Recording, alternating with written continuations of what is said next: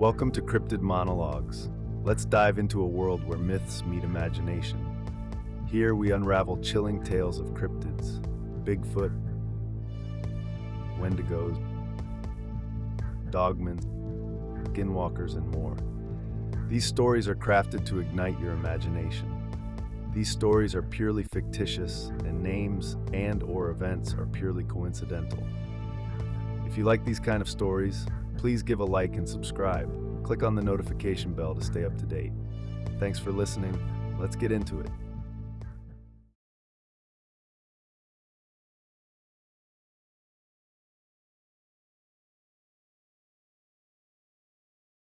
It was supposed to be a simple camping trip.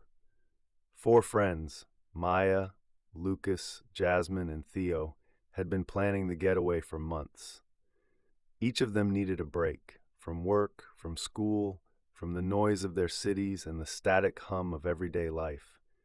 They chose the Four Corners region not just because it sounded cool to stand in 4 states at once, but because the desert called to them, each in a different way. They packed light, too light, if you asked Jasmine, and set off in Lucas's old but reliable Subaru Outback, the trunk stuffed with tents, firewood, and just enough instant ramen to feed a small village. Maya Torres, age 26, occupation, environmental science grad student, part-time park ranger, hometown Santa Fe, New Mexico. Personality, grounded, observant, quietly intense. The kind of person who listens more than she speaks, but when she does talk, people stop to listen. Maya has a deep reverence for nature, not just as a scientist, but spiritually too. Backstory. Maya grew up hiking desert trails with her grandfather, who told her stories of the land and the people who came before. His recent passing has left her feeling unmoored. She suggested the Four Corners trip as a way to reconnect with her friends, the land, and maybe herself. What she's hiding, she's been dreaming of the cave, or something like it, for weeks before the trip. But she hasn't told anyone. Lucas Shaw, age 27, occupation freelance graphic designer, barista on weekends, hometown Denver, Colorado. Personality, easygoing, witty, a glue holding the group together kind of guy. Lucas uses humor to dodge vulnerability, but beneath that is someone fiercely loyal and deeply introspective. He has a soft spot for ghost stories and always packs extra marshmallows. Backstory. Lucas has been struggling to find direction since a bad breakup a year ago, both in his career and his relationships. The trip is his idea of pressing reset. He's not very outdoorsy, but he's the one who made the playlists, planned the driving route, and convinced Theo to come. What he's hiding, he's in love with Jasmine, and has been for years, but he never says anything, afraid it would ruin the dynamic. Jasmine Patel, age 28, occupation corporate lawyer, hometown Phoenix, Arizona. Personality, sharp, assertive, organized. Jasmine is the mom of the group, the one with a first aid kit and a backup phone charger, who reads the fine print and double-checks the weather. She doesn't do well with surprises or feelings she can't control. Backstory. Jasmine comes from a family where expectations were everything. Becoming a lawyer wasn't her dream, it was what was expected of her. Lately, she's been questioning everything. The trip is her chance to break routine, even if she won't admit it aloud. What she's hiding, she has a job offer in New York that she hasn't told anyone about.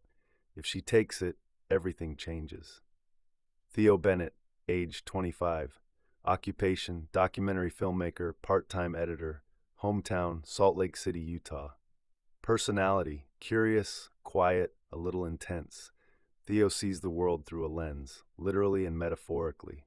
He's thoughtful, artistic, and sometimes gets lost in his own head. Backstory. Theo's latest documentary fell apart after his main subject backed out, and now he's stuck. No funding, no direction, no fire. His creative spark has dimmed. He came on the trip for the scenery, but also to find a story again, even if he didn't know it. What he's hiding, he started hearing voices. Not in a terrifying way, not yet, more like whispers that feel like inspiration. But he hasn't told anyone, because what if they aren't from his imagination? It was supposed to be a simple camping trip. Four friends, Maya, Lucas, Jasmine, and Theo, had been planning the getaway for months. Each of them needed a break from work, from school, from the noise of their cities and the static hum of everyday life. They chose the Four Corners region not just because it sounded cool to stand in four states at once, but because the desert called to them, each in a different way. They packed light, too light if you ask Jasmine, and set off in Lucas's old but reliable Subaru Outback, the trunk stuffed with tents, firewood, and just enough instant ramen to feed a small village. They arrived just before sunset.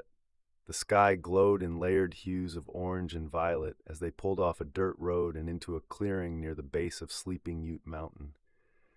There were no other people for miles. Maya jumped out first, stretching her arms toward the sky. "This," she said, "is perfect." Theo was already walking toward the edge of the plateau, camera in hand, trying to catch the last rays of sun. Jasmine grumbled about how they should have gotten there earlier. Setting up camp in the dark was not her idea of a good time. Lucas, as always, played mediator. "Let's get the fire going first," he said. "Then we can worry about tents and ghosts." Jasmine rolled her eyes. "What ghosts?" Lucas smirked. "Local legends, Ute spirits, skinwalkers, camping classics." They spent the next morning hiking through red sandstone canyons, discovering ancient petroglyphs and oddly stacked cairns that weren't marked on any maps. Maya found herself drawn to a narrow ravine where the air turned strangely cold, even under the midday sun. "Feel that?" she asked. Lucas stepped beside her. "Yeah, that's weird." Theo took photos of everything, especially the cave mouth they stumbled across behind a curtain of hanging brush. "Guys," he said, peering into the dark, "what if we found something no one's seen in 100 years?" Jasmine shook her head. "Or we found the set of a horror movie. Let's not go inside." But curiosity is a powerful thing. They waited until the next morning, bringing flashlights, a rope, and way too much nervous energy. The cave was deeper than expected, winding like a coiled snake. Strange carvings lined the walls, not the kind they'd seen at other sites. These looked newer, fresher. Theo stopped suddenly, holding up his camera. "Battery's dead." "All of them?" Lucas asked. Theo nodded. That's when the whispering began, faint at first, then clearer. Four voices, no, one voice, but from four directions at once. They all looked at each other, and no one had to say a word. They ran. "Back at camp. I think, whatever we woke up, it didn't follow us." Theo didn't answer. He just stared at the fire, the memory card from his camera gripped tightly in his hand. But later that night, when he plugged it in, he found one photo that no one remembered taking. A group shot, the four of them standing at the cave's entrance. But they weren't alone. Behind them stood a shadow, tall, watching, waiting. The fire crackled against the quiet hush of the desert. Above them, the sky was endless, a black sea scattered with stars that pulsed faintly, like they were breathing. The only sound was the occasional pop of resin in the logs and the low hum of wind threading through the canyons. Maya sat slightly apart from the others, legs crossed, her hands buried in the sleeves of her hoodie. She was staring into the fire, lost in its motion. Jasmine was still texting under her breath, trying to get a signal, as if some part of the city might still reach her here. Lucas noticed and said nothing, just passed her a s'more with a teasing smile. "You're the only person I know who roasts the marshmallow with surgical precision," he said. She smirked. "It's called standards." Theo, meanwhile, had his camera in his lap and a small field journal open beside him. He wasn't writing, just tracing something in the corner of a page, a spiral, over and over. "So," Lucas said, breaking the silence, "do we talk about the cave?" "No," Jasmine said immediately. "I think we should," Maya said at the same time. Theo looked up, eyes tired but curious. "I've been thinking about it all day. That cold spot we felt, that wasn't wind. That wasn't natural. Then we don't go back, Jasmine said. Simple. Lucas hesitated. But what if it's something real? I mean, Maya, didn't you say this place has history? Petroglyphs, old tribal lands, energy lines. What if it's not bad, but ancient? Ancient doesn't mean harmless, Jasmine muttered. Maya turned to Theo. Did you look at the footage yet? Theo shook his head. Batteries were dead before we even went in, but there's one still frame. He pulled out his phone, opening the gallery. This was in the folder. I didn't take it. He passed it around. A picture. The four of them standing at the entrance to the cave, but none of them remembered posing. And behind them, a blur.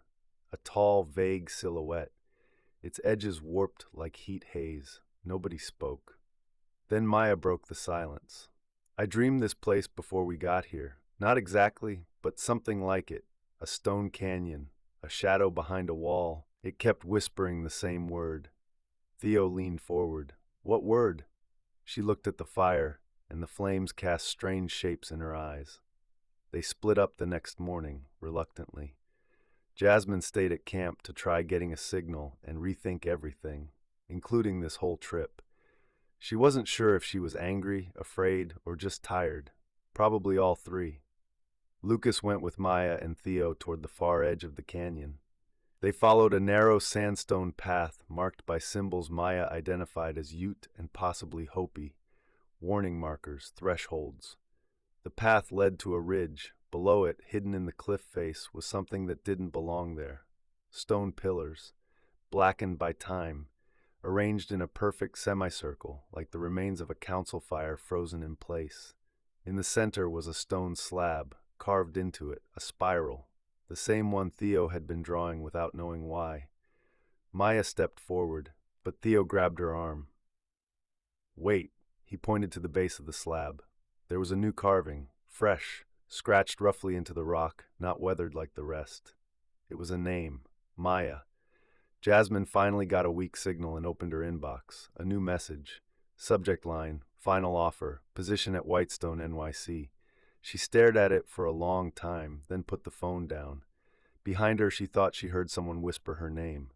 The wind, she turned. Nothing, but she felt it now. Something in the air. A tension, as if the ground itself was listening. Maya, 1 month before the trip, Santa Fe, New Mexico.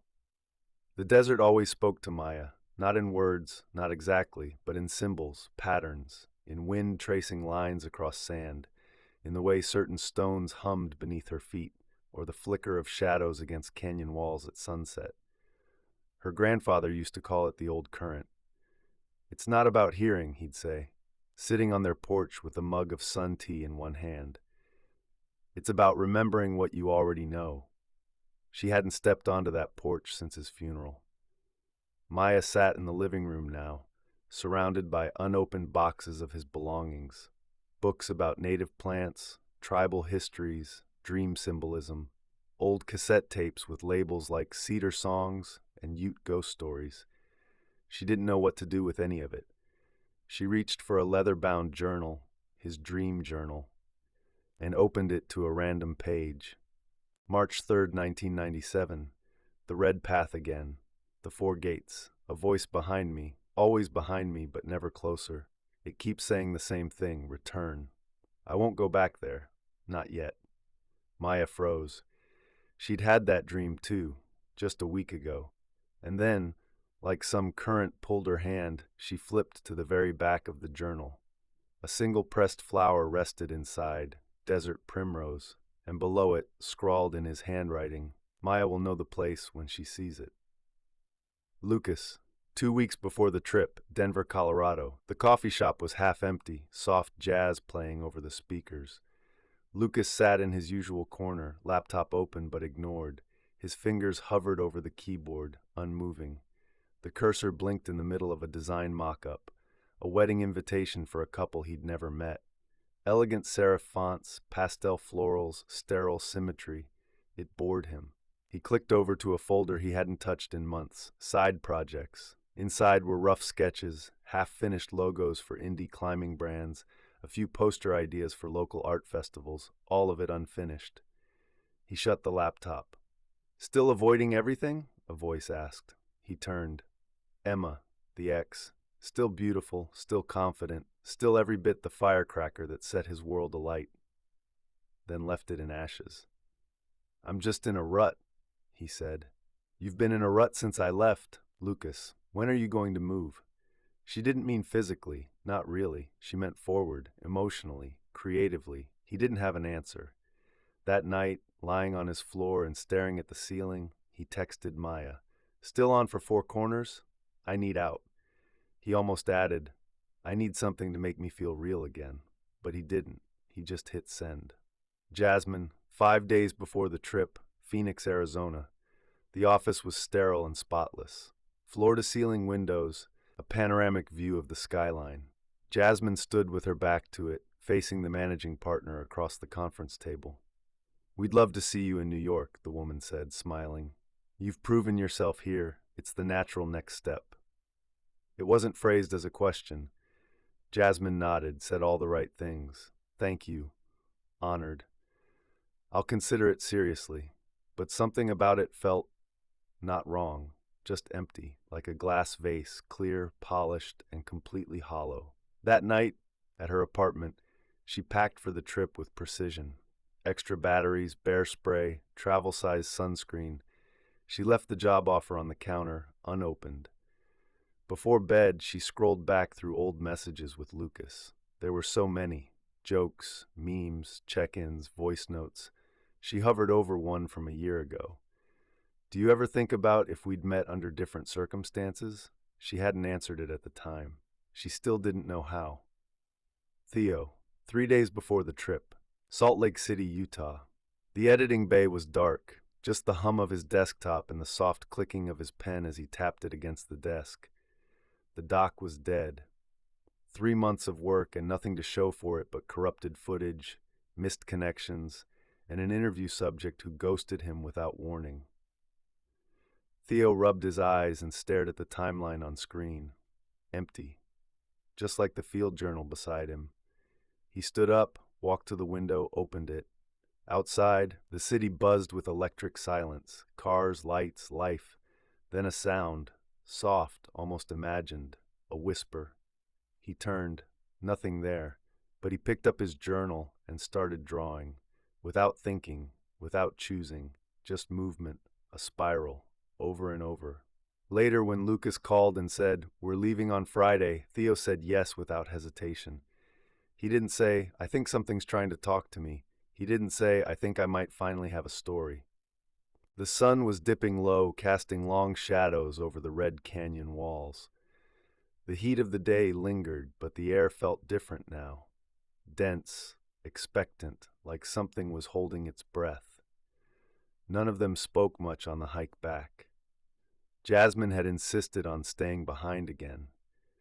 "Someone needs to keep the emergency plan in place," she said, but the truth hung in her silence.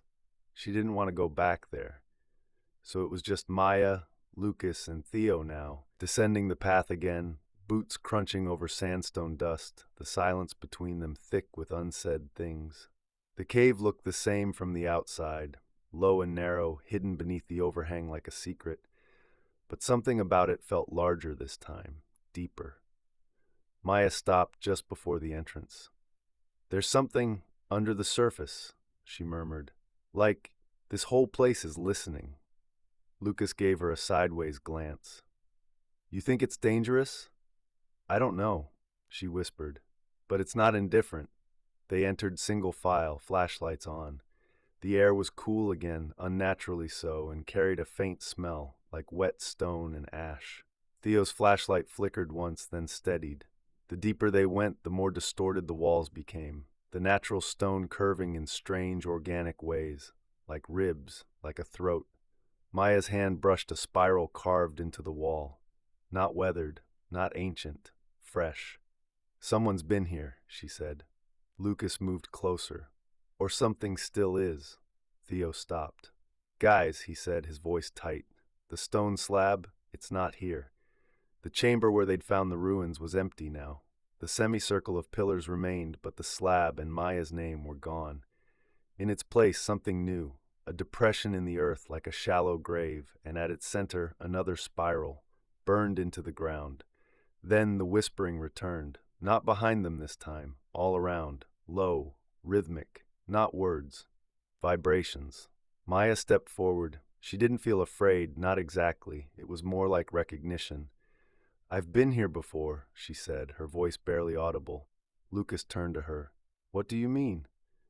"In dreams," she whispered. "And when I was little, my grandfather brought me to a place like this. He said it was where stories lived." Theo was filming now, slowly, his hand shaking slightly. "There's something beneath us," he said, "something under the rock." Then the ground shifted. Just slightly, a rumble, deep, subterranean. The flashlights flickered again, then silence. Complete, total. No wind, no sound, not even their breathing. Theo lowered the camera. "Do you hear that?" Lucas looked at him. "I don't hear anything." "Exactly." Then came a click from inside the wall. A section of stone slid open behind the far pillar, revealing a narrow passage swallowed in darkness.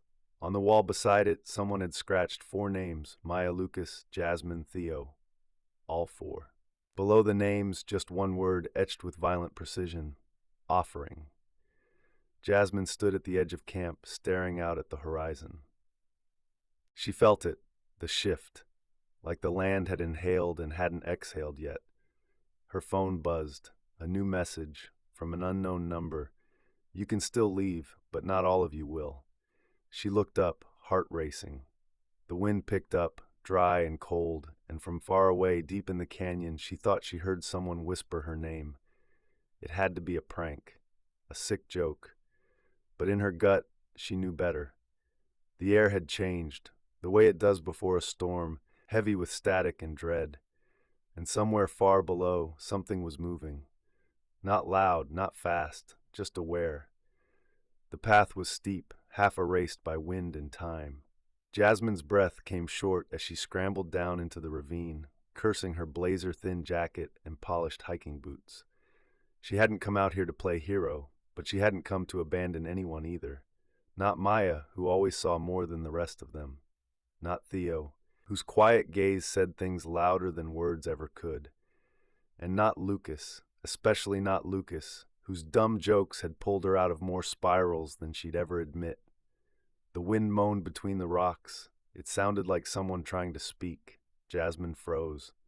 "I'm not here for games," she said out loud, as if the desert could hear her. "I'm here for them." And something in the air shifted. Not warmer, not colder, just noticed. She pressed forward.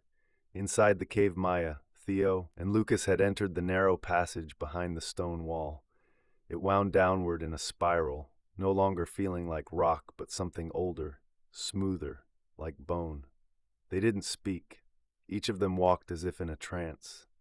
Maya led. She didn't remember making the choice to go first. She just knew.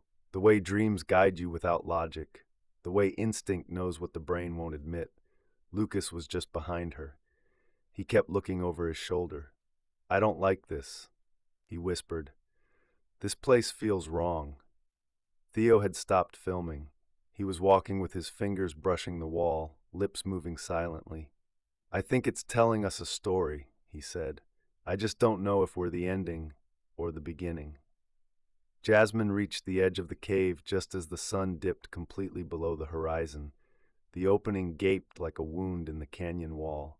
She stepped inside, flashlight ready. It was darker than she remembered, and colder. She moved carefully, one step at a time, listening. And then, a sound. Footsteps. Not hers.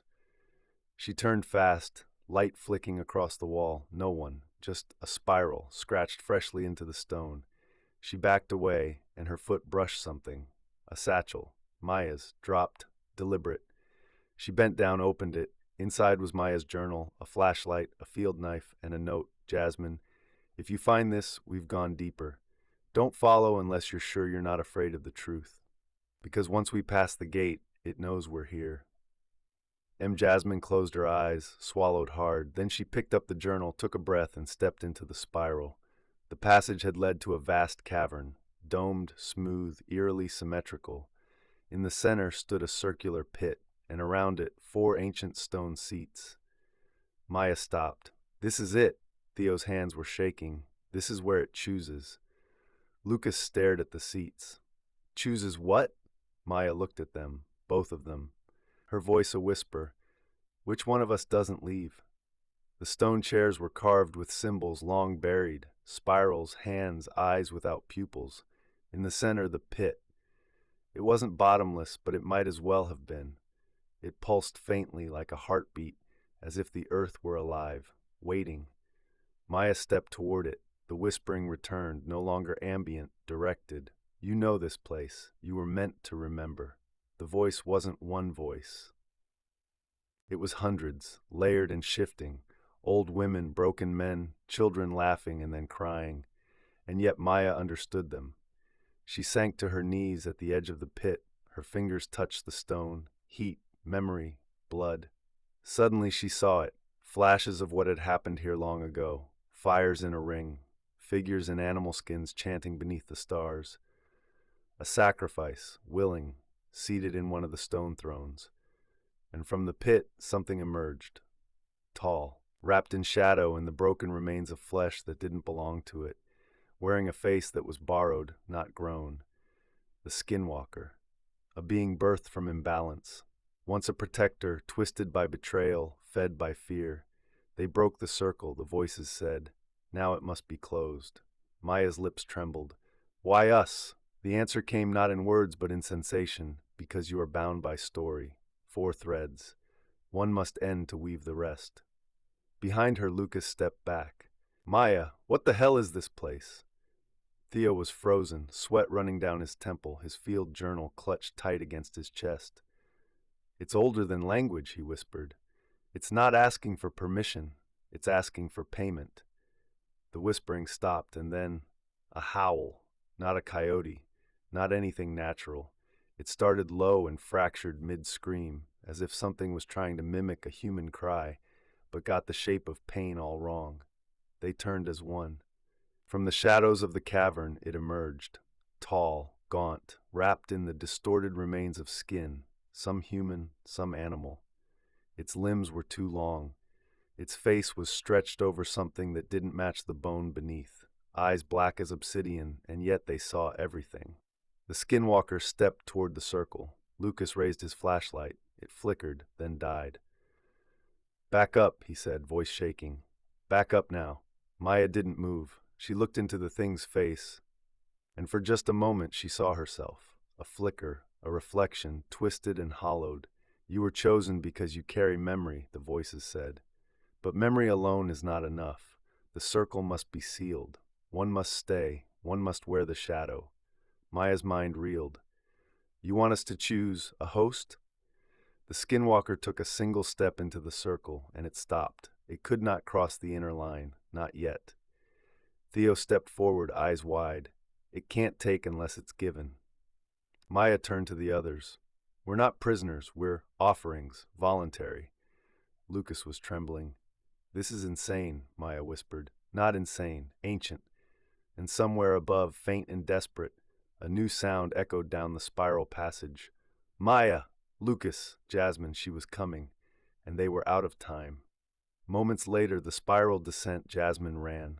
Her breath echoed in the narrow stone passage, heart pounding like war drums. Her flashlight flickered, casting erratic shadows that seemed to lean toward her. The walls felt tighter now, closer, like the canyon itself didn't want her going any further. But she heard the voices. Maya, Lucas, something else. She pushed on. Around the final bend, the air changed. Heavy, electric, wrong. She emerged into the chamber and froze. 4 stone thrones, a pit in the center like a wound. The walls crawling with ancient spirals that moved when you didn't look directly at them. And 3 of her friends, paralyzed. Maya stood at the pit's edge, pale and rigid, her eyes glazed in a kind of terrible calm. Theo was on the far side, clutching his journal, muttering in whispers. Lucas had his back to a stone pillar, flashlight clenched like a weapon, his mouth set in disbelief. And then she saw it, the Skinwalker. It stood just outside the inner circle, impossibly tall, shifting, as if it couldn't hold a single form for long. Its limbs quivered like branches in wind, Its face morphed as she stared. Theo's eyes, Maya's jaw, her own mouth. Jasmine stumbled back, gasping. Maya's voice cut through the dark, sharp and clear. Don't look at it too long, it borrows. Jasmine's eyes snapped to Maya. What the hell is this? Lucas turned to her, voice ragged. It's real, it's ancient, and it's hungry. Maya raised her hand, calm, steady. It's not here to kill us, it's here for a choice. Jasmine laughed, too loudly, too close to breaking. A what? Theo stepped forward, his voice detached, almost reverent. It's the law of balance. Every few generations a group is drawn here. Four, always four, storytellers, carriers, dreamers, the land calls them. He pointed to the thrones. One stays, one becomes memory, the circle is sealed again. Jasmine stared at the pit. You're saying one of us has to what? Die? No, Maya said softly. Not die, become. The Skinwalker tilted its head, almost curious. Jasmine shook her head, stepping away. No, I didn't sign up for this. I came back because she stopped herself. Lucas looked at her, suddenly still. Because what? Jasmine opened her mouth, then closed it. Maya's eyes didn't leave her. Say it. Silence. Then Jasmine whispered, I was going to leave you, all of you. I was halfway to the road, but something pulled me back. A whisper, like it was him, my brother. Her voice cracked. Before he died, he used to draw spirals in his notebook, said they made him feel safe. I thought it was just a thing, but now, I think he dreamed of this place too. Maya's face softened. That's why you were called. The air grew colder. The Skinwalker stepped closer to the boundary. The pit glowed faintly red. She remembers. She carries grief. She may take the mantle. Jasmine's knees nearly buckled. I didn't come to become anything. I just wanted to find you. Maya walked to her slowly. She took her hand, warm, steady. You already did. Lucas looked between them. So what now? We draw straws, offer someone up? Theo answered quietly. We choose. The Skinwalker waited, silent, patient. It had all the time in the world. Jasmine stood just inside the spiral. The others watched her. Maya calm, Lucas tense, Theo unreadable. And across the invisible line, the Skinwalker waited, its stolen face shifting slowly in the dark. No movement, no breath. Just the presence of something that had seen centuries of offerings. She couldn't look at it. Not really. Its form twisted at the edges of sight, always almost someone she knew. Always almost her brother. Her thoughts drifted like smoke. Chris. He had always been strange, too quiet, too curious, too in tune with things other people never saw. He drew spirals in his notebooks, scratched them into the walls of their room when he was scared. Jasmine used to tease him for it. Told him he was weird, told him to stop, and then he disappeared. Gone one night, no note, no sound, just spirals drawn on the kitchen floor in chalk. Authorities called it a runaway. Jasmine never believed it, not really. When they found his body 6 months later, curled at the bottom of a remote canyon in Arizona, the sheriff said he must have gotten lost. But there were spirals carved into the rock beside him. Now she was here, and it all made sense. Maya approached her again, voice quiet like wind against old stone. Jasmine, you don't have to do anything. No one is forcing this on you. Jasmine looked up, her voice hoarse. Aren't they? She nodded toward the pit. Toward it. I know why it's looking at me. Lucas stepped forward. Then let's leave. Let it look. We don't owe this thing anything. Theo spoke softly from the corner. But we do. Everyone turned. Theo's eyes were hollow. This place isn't evil. It's forgotten. The spiral was a language, the oldest kind. Balance, memory, death. When people stopped honoring it, it started taking. That's why the Skinwalker changed. It became corrupted by what we left behind. Jasmine whispered, so it needs someone to remember? Theo nodded. To carry the old stories, to keep the balance. One of us becomes that bridge. Lucas stared at him like he'd lost his mind. And you're okay with that? I'm not, Theo said, but I understand it. Jasmine turned away. She walked slowly to one of the stone thrones. She sat. Not because she accepted it, not yet, but because something inside her had gone very, very quiet. She looked up at the dome above, black and red and full of spirals, and then she spoke aloud to the pit, to the Skinwalker, to the canyon that had stolen her brother. I hated him for leaving me. Silence. I hated that he got lost in stories I couldn't see, that he slipped away into a world I wasn't allowed in. The pit pulsed, slow and red. She closed her eyes. But I hear them now, the stories. I feel what he felt. This place, it called him too, didn't it? The Skinwalker stepped closer, and Jasmine didn't flinch. Its face flickered, and for one heartbeat it was Chris. Not twisted, not hollow, just sad. Jasmine exhaled like it was the first breath she'd ever taken. "I'm not afraid anymore," she said. "If he became part of this, maybe I can find him again." The chamber began to hum, low and harmonic as if the earth was singing. Maya stepped forward, eyes wide. "Jasmine, you don't have to." "I do," Jasmine said, her voice iron now. "I left once, I won't leave again." She stood, walked to the center of the pit, faced the Skinwalker. "You choose willingly. You carry what was broken. You will become the story." The spiral on the floor lit up, white fire carving through red dust. Jasmine looked back once at Maya, at Lucas, at Theo. She smiled and stepped into the flame. The flame didn't burn, it unwound. Light poured from beneath Jasmine's feet, curling into her bones like vines of memory. The air shimmered. The cavern's red stone faded, not to darkness but to vision. Time peeled away.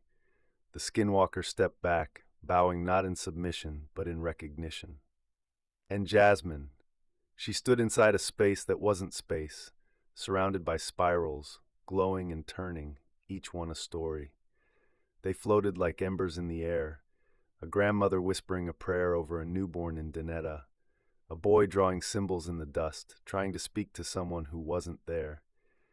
Blood spilled during a hunt gone wrong, the first lie, the first betrayal.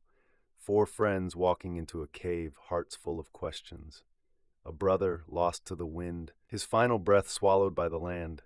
The spiral wanted Jasmine to see them, not just witness them, carry them, preserve, remember, become. "You are the storyteller now," the voice said. "Not to speak, but to hold. Not to teach, but to keep the balance." Jasmine raised her hands and the spirals floated down, soft, weightless, and sank into her skin like ink into cloth. Her memories stayed, her brother's laugh, the chill of his empty room, the guilt, the fear, the truth. They layered with the stories of strangers, ancestors, creatures older than language. And then came the last spiral, larger than the rest. It pulsed in time with her heart. This is the story of the Skinwalker, before it was twisted, before it was feared. You must remember it as it was. She touched it, and saw, long before the land was quiet, pristine, balanced, a protector walked among the people. Cloaked in animal skin, able to shift between worlds, voice made of wind and bone. Not evil, not cursed, chosen. But when the people grew greedy, when they took more than they gave, the protector was betrayed, offered up in fear, not reverence. Its form corrupted by their forgetting. That's when it became the Skinwalker, no longer a guardian, but a mirror of humanity's worst forgetting, that all power requires balance. Jasmine stood in the center of the chamber once again, but she was no longer Jasmine. Not only Jasmine, her eyes were deep, not black like the Skinwalker's, but filled with spirals, shifting constantly. Her breath stirred the dust, her body cast no shadow. The Skinwalker bowed again, then stepped back into the pit, its duty transferred, its story passed on. Jasmine was the spiral now, the memory keeper. The 4th throne glowed, then crumbled to dust. No new keeper would ever be needed. She had sealed the circle forever. Maya, Theo, and Lucas emerged from the cave just as the sun kissed the red stone horizon. They didn't speak, they didn't cry, but in each of their minds, Jasmine's face burned, not consumed, not broken, but whole, transcendent, watching. Behind them, the cave mouth collapsed in silence, buried for good. Years later, elsewhere, a child draws spirals into the sand. His mother asks where he learned it. The boy shrugs. "She told me."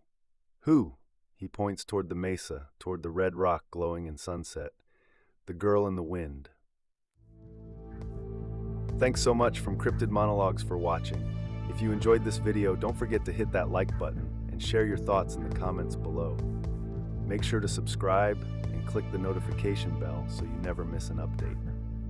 And hey, while you're here, check out these videos. You'll definitely love them. See you in the next one.